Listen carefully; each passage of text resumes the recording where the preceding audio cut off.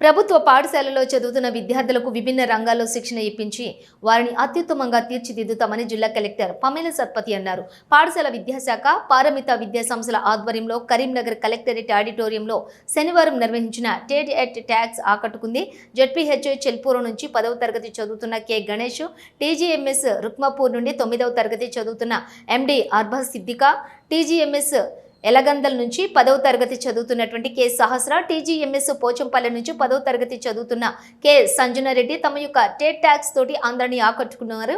పారమిత విద్యా సంస్థల్లోని 9వ తరగతి చదువుతున్న జి అన్విత, ఎన్ జైత్రిక, ఏ శ్రీవిద్య, పి శృతి మైత్రేయ, ఎం వర్ష, 10వ తరగతి చదువుతున్న పి సమీక్షలు ఆసక్తికరమైన అంశాలతో మాట్లాడుతూ సభికులందరినీ ఆలోచింపచేశారు. కార్యక్రమానికి హాజరైన జిల్లా కలెక్టర్ పమేల సత్పతి మాట్లాడుతూ ప్రభుత్వ, ప్రైవేటు భాగస్వామ్యంతో ప్రభుత్వ విద్యార్థులకు వివిధ రంగాల్లో శిక్షణ ఇచ్చి వారిని తీర్చిదిద్దడం చాలా జిల్లా యంత్రాంగం యొక్క ముఖ్య ఉద్దేశమని అన్నారు. రానున్న రోజుల్లోని ఈ కార్యక్రమాలు మరిన్ని కొనసాగిస్తామని తెలిపారు. పారమిత విద్యా సంస్థల చైర్మన్ డాక్టర్ ఈ ప్రసాదరావు మాట్లాడుతూ పారమిత టెట్ క్లబ్ నుండి ఇప్పటి వరకు 100కు పైగా విద్యార్థులు మాట్లాడి ప్రపంచ దేశాలలో ఒక అత్యుత్తమమైనటువంటి టెట్ క్లబ్ గా నిలిచిందని అన్నారు.